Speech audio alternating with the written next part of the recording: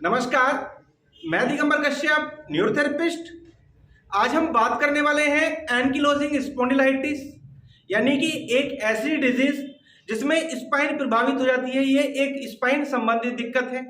हमारी स्पाइन के अंदर 33 वर्टिब्रास होते हैं और हर 2 वर्टिब्रास के बीच में एक डिस्क होती है। जब डिस्क में प्रॉब्लम आ जाती है, यानी कि ये कहें कि डिस्क खत्म हो जाती है या 2 वर्टिब्रा के बीच का जो फ्लेक्सिबिलिटी है वर्टिब्रा के कारण से उस वर्टिब्रा में दिक्कत आ गई है, तो 2 वर्टिब्रा आपस में जुड़ने लग जाती हैं।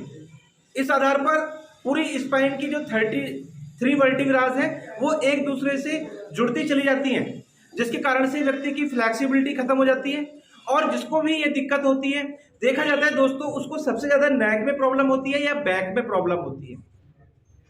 और अगर इसका हम एक्सरे कराएं तो एक्सरे में ये हमें पता चलता है कि स्पाइन की स्थिति बिगड़ती जा रही है, यानी कि एक कर्व जैसा महसूस हो रहा होता है। उस आधार पर हमें पता चलता है कि इनको एंकिलोजिंग स्पॉन्डिलाइटिस हो गया है। इसको हम बम्बू स्पाइन के नाम से भी जानते हैं। जैसा कि नाम से ही पता चल रहा है, बम्बू, बम्बू मतलब बांस। आपने देखा होगा बांस कैसा होता है, वो बिल्कुल खड़ा हुआ होता है, या अगर टेढ़ा होगा तो वो भी एक ही पोजीशन में होता है। तो स्पाइन की स्थिति इस प्रकार की हो जाती है, बांस के समान हो जाती है, बम्बू के समान हो जाती है। व्यक्ति नीचे लेट नहीं पाता। अगर उसको लेटना पड़ जाए तो सिर के नीचे देखा जाता है कि उसको 3 तकिए 4 तकिए तक भी लगाने पड़ सकते हैं। और उसको बैक में, यानी कि जो लंबर वाला रीजन है, वहां उसको इतना जबरदस्त पेन होता है, इतना एक्यूट पेन होता है कि व्यक्ति बर्दाश्त नहीं कर पाता। ऐसा लगता है कि जैसे किसी ने छुरी मार दी हो।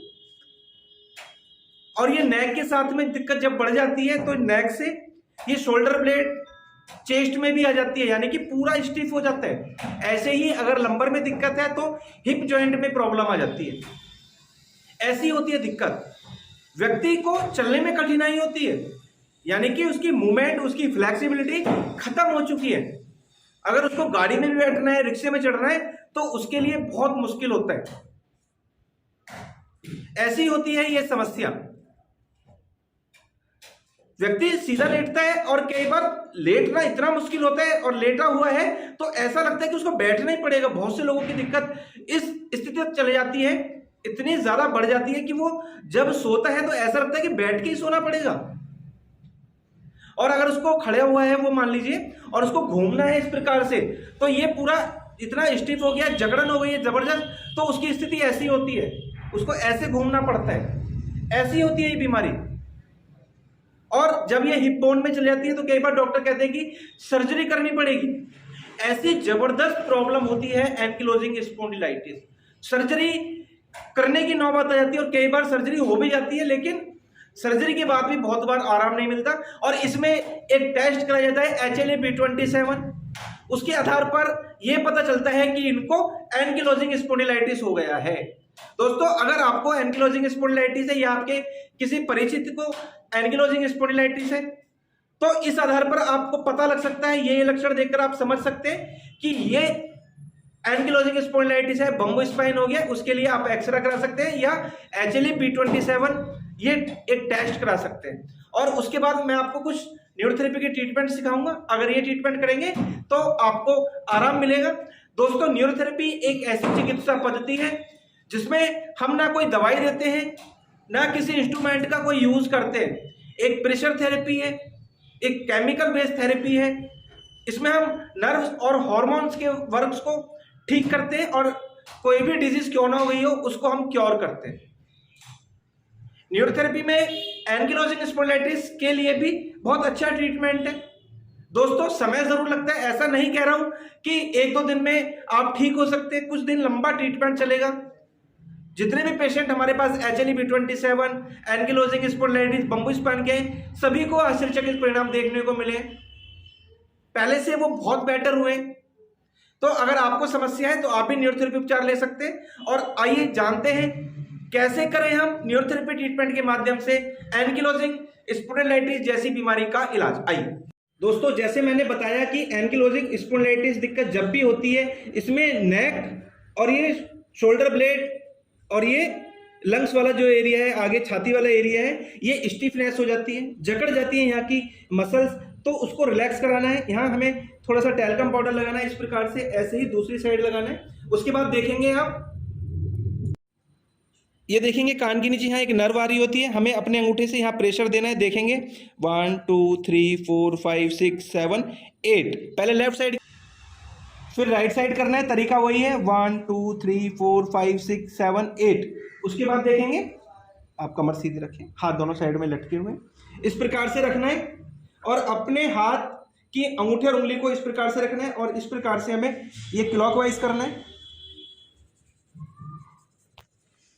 इस प्रकार से करना है।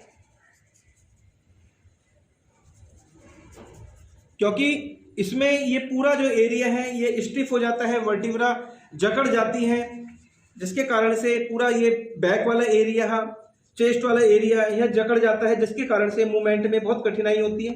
और जब हम ये पॉइंट करते हैं, ये ट्रीटमेंट करते हैं, तो वहाँ की जो नर्व्स हैं, वहाँ की मसल्स हैं, वो रिलैक्स होती हैं, उसमें सर्कुलेशन ठीक होता है और वो धीरे धीरे धीरे धीरे उसमें फ्लेक्सिबिलिटी आती है और वो दिक्कत ठीक होती है। यहाँ ये जो एरिया है T1 T2 बोलते हैं इसको अच्छे से घिसना है, इस प्रकार से घिसना होता है।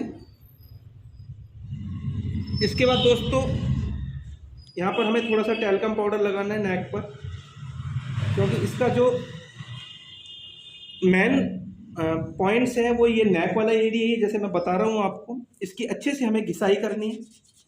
पाउडर लगा के इसलिए करते हैं कि स्किन में कोई खिंचाव ना आए, आराम से हाथ रब हो सके। हम करते समय हाथ भी चेंज कर सकते हैं।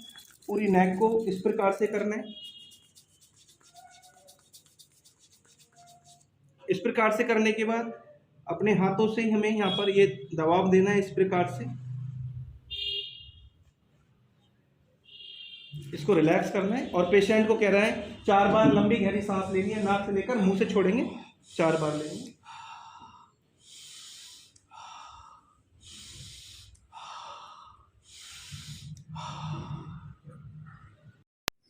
दोस्तों अभी आपने जाना कौन कौन से ऐसे कारण होते हैं जिसके कारण से एंकिलोजिंग स्पॉन्डिलाइटिस जैसी बीमारी होती है और उसकी पहचान क्या होती है, उसके लक्षण आपने जाने और आपने उसका ट्रीटमेंट भी देखा। अगर इसके लक्षण हमें नजर आए तो सबसे पहले हमें अपना टेस्ट कराना चाहिए, और अगर उसमें समझ में आता है कि HLA-B27 पॉजिटिव आया है या एक्सरे देखकर पता चला कि एंकिलोजिंग स्पॉन्डिलाइटिस हो गया, तो उसका समय पर उचित उपचार कराएंगे तो बहुत अच्छा रहता है। अगर उसको हम डिले करते चले जाएंगे तो ये दिक्कत ऐसी है जो डे बाय डे इंप्रूव हो रही होती है और एक कंडीशन ऐसी आ जाती है कि व्यक्ति को चलने में, उठने बैठने में भी बहुत कठिनाई होती है। न्यूरोथेरेपी में इसका बहुत अच्छा ट्रीटमेंट है। समय जरूर लगेगा जैसे मैंने कहा पहले भी, लेकिन आपने देखा होगा अगर दिक्कत आपको है या आपके किसी परिचित को हुई है तो वो जहां भी डॉक्टर के पास गए होंगे, हॉस्पिटल गए होंगे, तो उनको कहा गया होगा कि ये दिक्कत ठीक होने वाली नहीं है, ये एक लाइलाज बीमारी है। तो मैं आपसे यही कहूंगा कि आप निराश ना हो, पेशेंस रखें, धैर्य रखें और न्यूरोथेरेपी की मदद से आप अपने आप को स्वस्थ रख सकते हैं और धीरे धीरे आपकी ये जो डिजीज है वो क्योर हो सकती है। दोस्तों उम्मीद करता हूँ ये जानकारी आपके लिए बहुत इन्फॉर्मेटिव होगी। दोस्तों आप अगर मेरी वीडियो को पहली बार देख रहे हैं, हमारे चैनल को सब्सक्राइब जरूर करें, वीडियो को अधिक से अधिक शेयर करें, वीडियो को लाइक करना ना भूलें और बेल आइकन बटन जरूर दबाएं, जिससे कि जो भी वीडियो हेल्थ पर हम आपके लिए बनाएं उसका नोटिफिकेशन टाइम टू टाइम आपको मिलता रहे।